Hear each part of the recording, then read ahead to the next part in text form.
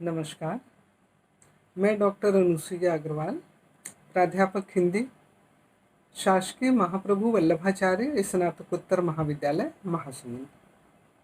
आज हम बात करेंगे एमए हिंदी द्वितीय सेमेस्टर के षष्ठ प्रश्न पत्र मध्यकालीन काव्य के इकाई क्रमांक 3 बिहारी रत्नाकर के महत्वपूर्ण पदों की व्याख्या पर।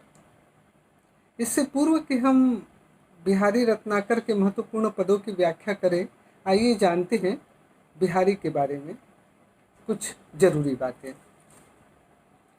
बिहारी रीतिकाल के सर्वश्रेष्ठ कवि माने जाते हैं। यद्यपि रीति ग्रंथों के परंपरा के अनुसार कवि ने काव्य रचना नहीं की, लेकिन रीतिकाल की रीतिबद्ध काव्य धारा के कवियों में बिहारी का स्थान सर्वोच्च है।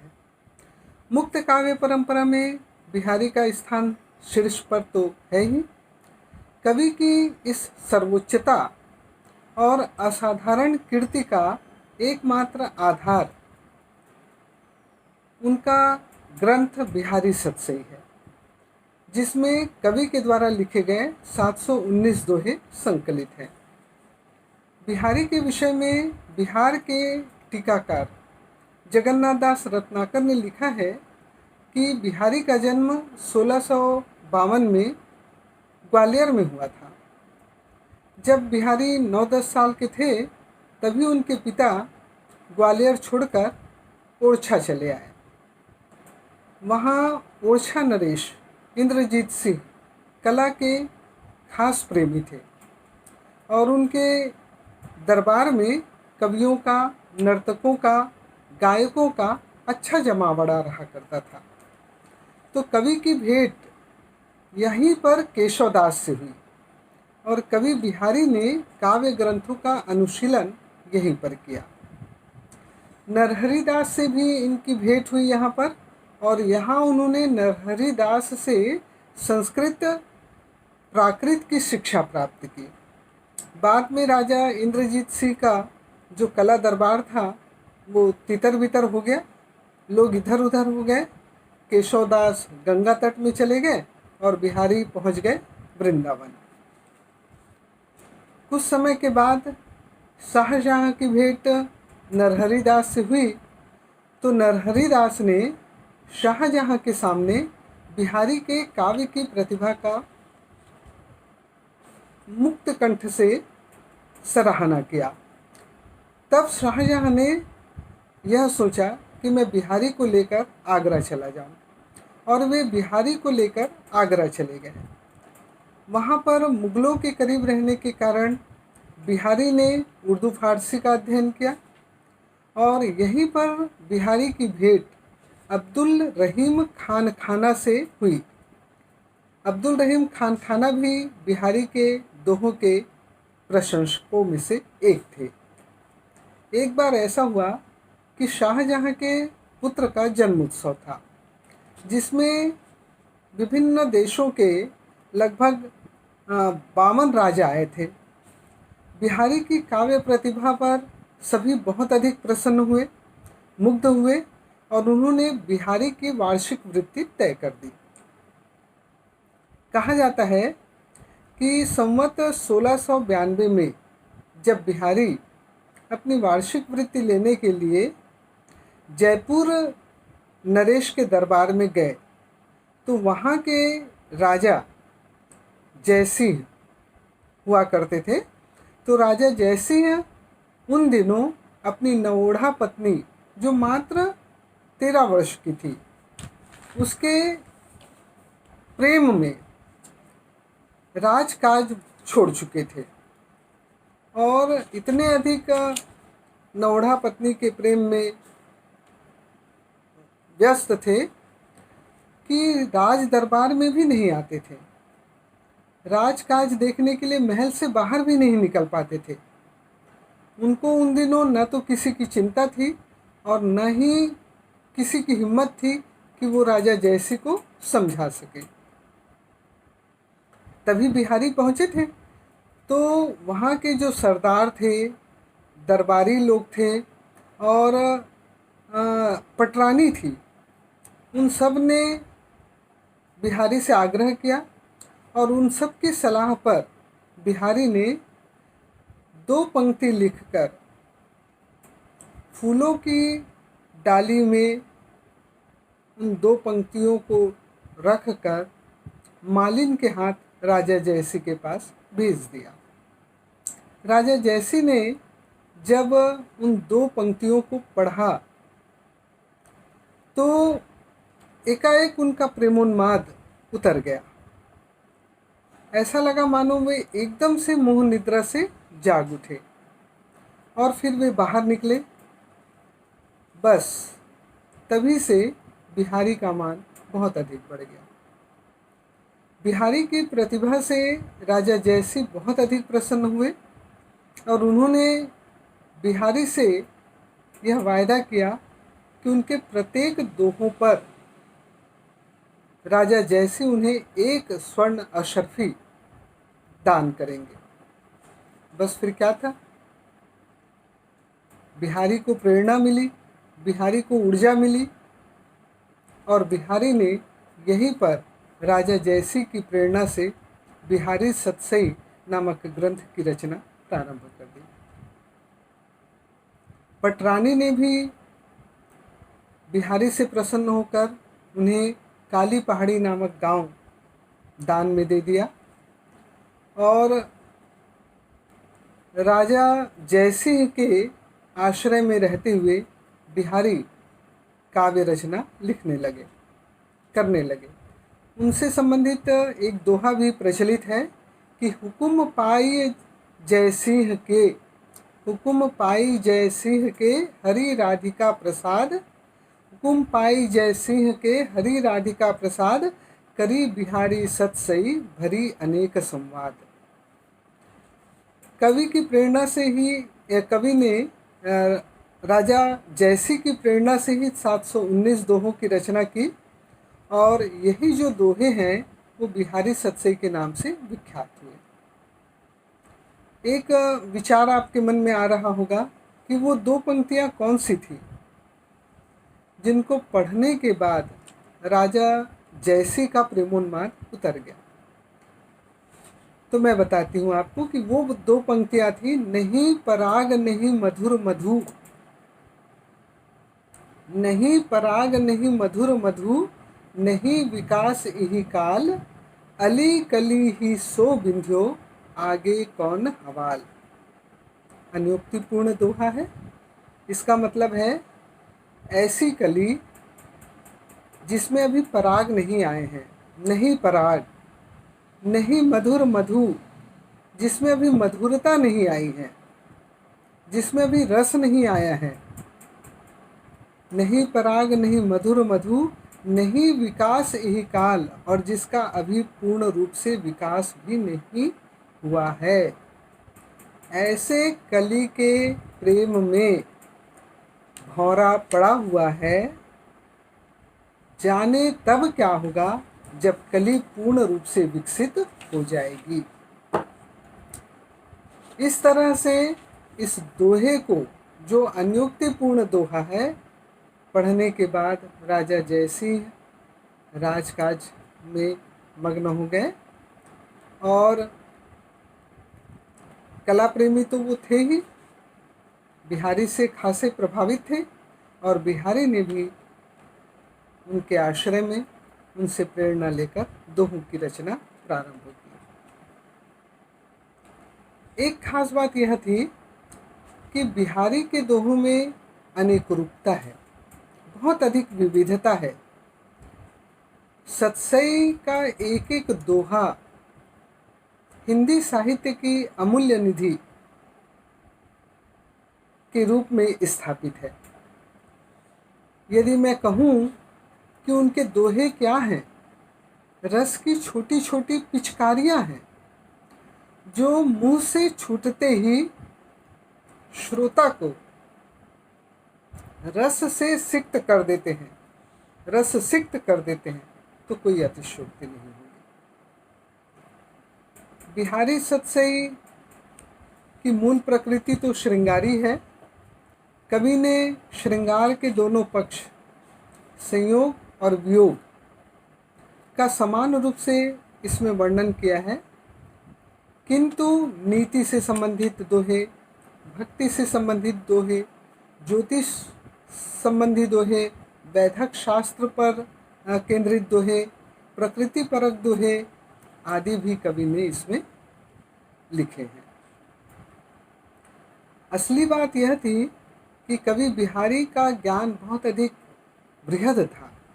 दरअसल उन्होंने अपने जीवन काल में अनेक स्थलों का भ्रमण किया, साधु संतों, मुनियों, ज्ञानी जनों के संपर्क में वे बहुत अधिक रहे, कलाकारों का उन्होंने सत्संग किया, और राजा के दरबार में तो रहते ही थे, तो राज दरबार में जितने भी ज्ञानी और कलाकार आया करते थे उनका भी उनको ज्ञान लाभ मिला। और इन सब से प्रभावित होकर कवि, प्रेरणा लेकर कवि स्वयं को निखारते चले गए।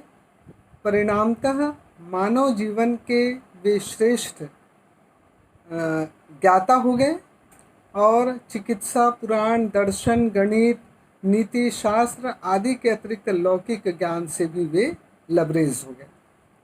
इन सब का प्रभाव उनकी रचनाओं पर तो पड़ना ही था, और यही कारण है कि बिहारी के दोहों में सभी प्रकार के दोहे आपको दिखाई देंगे। चूँकि बिहारी मुक्तक रचनाकार हैं, इसलिए गहन भाव और कल्पना के अनेक और संपूर्ण चित्रों को एक ही छंद में संजोकर सफलतापूर्वक प्रस्तुत करने की कला में भी बिहारी दक्ष हैं। यदि कहें कि बिहारी गागर में सागर भरने की कला में दक्ष थे तो कोई अतिशयोक्तिपूर्ण बात नहीं होगी। और कहा भी जाता है उनके लिए कि सतसैया के दोहरा जो नाविक के तीर, सतसैया के दोहरा जो नाविक के तीर, देखन में छोटे लगे घाव करे गंभीर। कल्पना की समाहार शक्ति तो थी ही बिहारी में, भाषा की समाज शक्ति भी थी, और यही कारण है कि बिहारी अपने छोटे छोटे दोहों के माध्यम से जिस प्रसिद्धि को प्राप्त कर पाए, बड़ी बड़ी लंबी लंबी अनेक पंक्तियों की कविता लिख करके भी बहुत से कवि उस प्रसिद्धि को प्राप्त नहीं कर सके। तो आइए अब प्रस्तुत होते हैं बिहारी के दोहों की व्याख्या के लिए। अंग अंग छवि की लपट, अंग अंग छवि की लपट, उपटती जाति अछेह, खरी पातरी तऊ, लगे भरी सी देह। अंग अंग अर्थात प्रत्येक अंग में, लपट चमक, उपटती उभरती जाती है, अछेह इसका मतलब होता है निरंतर, खरी पातरीव यानी बहुत अधिक दुबली पतली होने पर भी, और भरी यानी हष्ट-पुष्ट। प्रसंग क्या है? नायिका की जो सखी है वो नायक के पास जाकर नायिका के शरीर की कांति का वर्णन कर रही है, और वर्णन करते हुए कहती है कि हे नायक, नायिका के देह के अंग अंग से सौंदर्य की निरंतर ऐसी चमक उभरती रहती है, आभा की ऐसी चमक उभरती रहती है कि बहुत अधिक दुबली पतली होने पर भी वह नायिका हष्ट पुष्ट यानी भरी भरी सी देह वाली प्रतीत होती है। दुबली पतली है नायिका, लेकिन अंग अंग से छवि, अंग अंग से सौंदर्य की लपट निकलती रहती है, और इतनी अधिक निकलती है कि उसे देखकर ऐसा लगता है मानो वह दुबली पतली नहीं अपितु हष्ट पुष्ट भरी देह वाली नायिका है। अब विशेष बात क्या है इन पंक्तियों में? पतली दुबली होने पर भी हष्ट पुष्ट दिखाई देना, यानी प्रतिबंधक होते हुए भी कार्योत्पत्ति का वर्णन होना, यह एक खूबी है और इस खूबी के कारण इन पंक्तियों में विभावना अलंकार है। दूसरी बात, नायिका यौवनजन्य चमक से भर गई है, किंतु उपटती जाति शब्द प्रयोग से अभिव्यक्त हो रहा है कि नायिका के सौंदर्य में निरंतर वृद्धि होती चली जा रही है। नायिका का सौंदर्य निरंतर बढ़ता चला जा रहा है। अतः इन पंक्तियों में भाव वक्रता भी दिखाई देती है। आइए दूसरा दोहा देखें।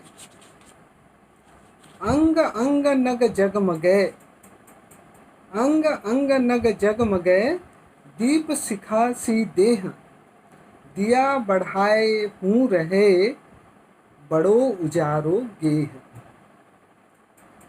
अंग अंग वही प्रत्येक अंग में, नग आभूषणों में जो नगीने लगे रहते हैं वो नग, दीप शिखा सी यानी दीप शिखा के समान, बढ़ाए हूँ बुझा देने पर भी, और गेह का मतलब होता है घर।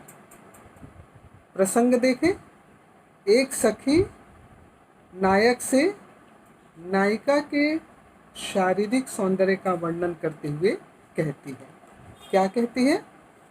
नायिका की देह दीप शिखा के समान आलोक का पुंज है, आलोक का जखीरा है, उसमें से निरंतर प्रकाश और आभा निकलते रहता है।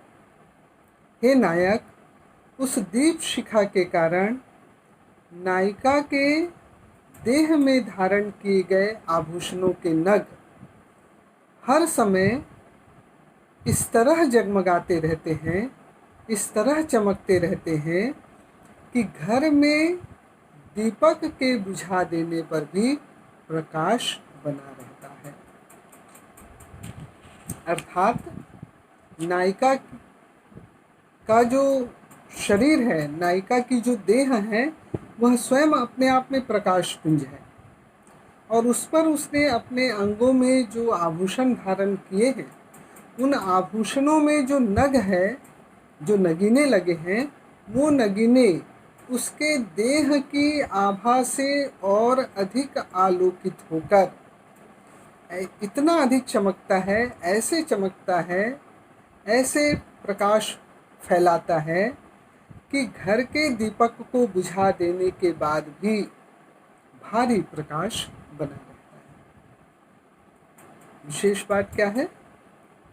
पहली बात तो यह है कि इन पंक्तियों में अद्वितीय सौंदर्य का वर्णन प्रस्तुत किया गया है। दूसरी बात, देह में दीपक के प्रकाश के आने का वर्णन होने के कारण तद्गुण अलंकार है, और नव यौवन का आगमन होने से मुग्धा नायिका है।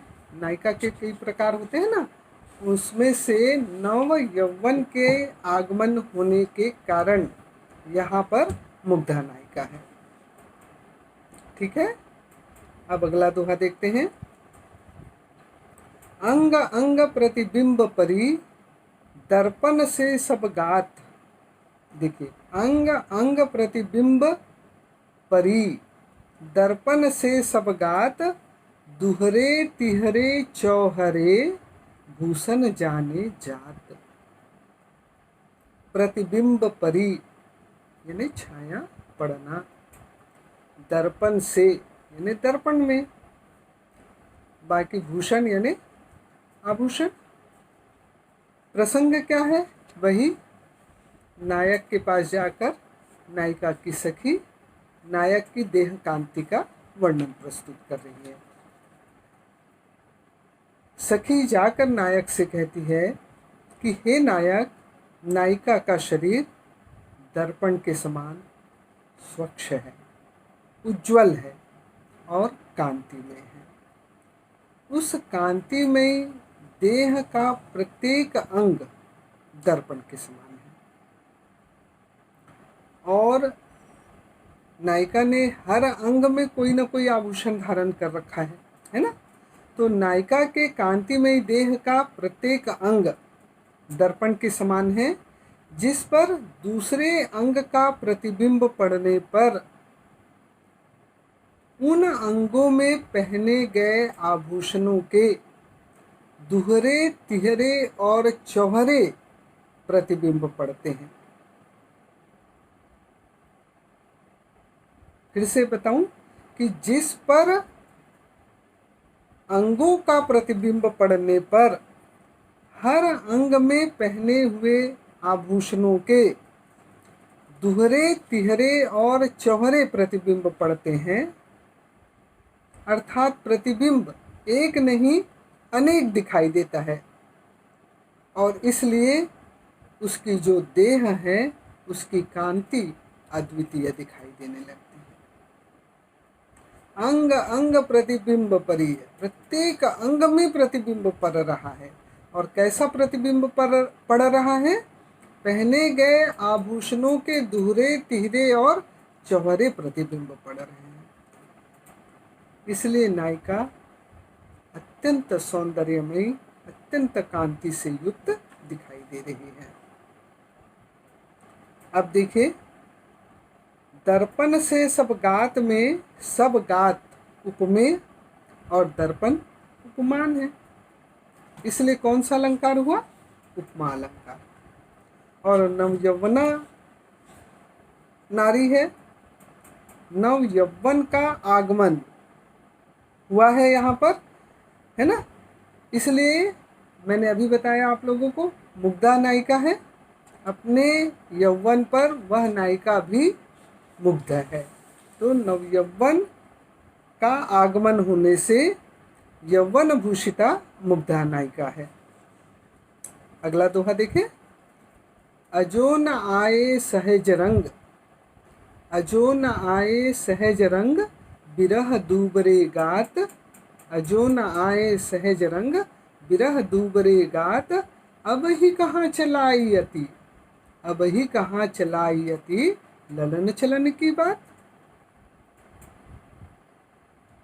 मैंने अभी आप लोगों को बताया कि कवि बिहारी श्रृंगार के दोहों के लेखन में सिद्ध है।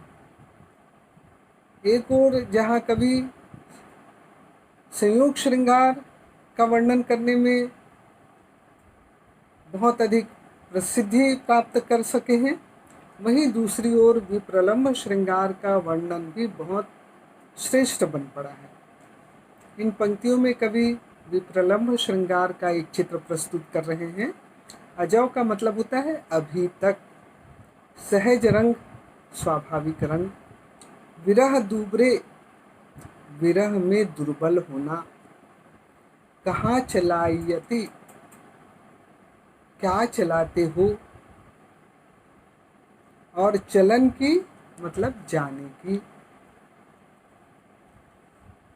प्रसंग यह है कि नायक अभी अभी परदेश से लौटा है, कुछ ही दिन हुए हैं लौटे उनको, और फिर से वो परदेश जाना चाह रहे हैं। इस पर नायिका की सखी नायक से कहती है, उन्हें रुकने का आग्रह करते हुए उनसे कहती है कि हे नायक, अभी तक तो विरहणी नायिका के विरह के दुख से दुर्बल हुए शरीर में स्वाभाविक सौंदर्य आया ही नहीं है। पूर्व में जब तुम विदेश गए थे तब तुम्हारे विरह में नायिका दुर्बल हो गई थी, और अब जब तुम यहाँ आ गए हो तो तुम्हारे आने के बाद उसके शरीर में वह दुर्बलता बनी हुई है, क्योंकि कुछ ही समय हुआ है तुम्हें आए और तुम जाने की बात कर रहे हो। अभी तो वो दुर्बलता गई ही नहीं है, अभी तो नायिका अपने स्वाभाविक सौंदर्य को प्राप्त कर ही नहीं पाई है, और तुम अभी इसी समय फिर चलने की बात करने लगे। यह तो उचित नहीं है। अभी तो तुम्हें इसलिए रुकना चाहिए कि नायिका के देह में जो दुर्बलता आ गई है वह दूर हो और नायिका अपने स्वाभाविक सौंदर्य को प्राप्त कर सके। बहुत ही स्वाभाविक वर्णन। विशेष बात क्या है इन पंक्तियों में? ललन चलन में लन वर्ण की एक से अधिक बार आवृत्ति हुई है, और जहाँ एक से अधिक बार किसी वर्ण की आवृत्ति होती है वहाँ छेकानुप्रास अलंकार होता है। तो इन पंक्तियों में छेकानुप्रास अलंकार है। अब प्रिय के विदेश गमन को जानकर नायिका बहुत दुखी है। तो प्रिय के विदेश गमन को जानकर दुखी होने के कारण प्रवत्स पति का नायिका का वर्णन यहाँ पर प्रस्तुत माना जाएगा। और आज एक और दोहा लेते हैं। हम बिहारी के दोहों की व्याख्या 3-4 भागों में करेंगे, 5-6 दोहे लेते चलेंगे। तो आज का इस व्याख्यान का अंतिम दोहा, अति अगाध अति औथरो, अति अगाध अति औथरो नदी कूप सरबाय, अति अगाध अति औथरो नदी कूप सरबाय, सो ताको सागर जहाँ जाको प्यास बुझाए। अति अगाध, बहुत अधिक गहरा, अथाह। औथरो, औथरो का मतलब होता है उथला। कूप, कूप का मतलब होता है कुआं। सर, सर का मतलब होता है सरोवर, तालाब। बाय, बापी, जिसको बावड़ी भी कहते हैं। पर इन पंक्तियों में कवि बिहारी बहुत पते की बात करते हैं। जिस व्यक्ति से जिसका हित सधता है वही व्यक्ति उसके लिए महान है। देखिए कवि क्या कहते हैं,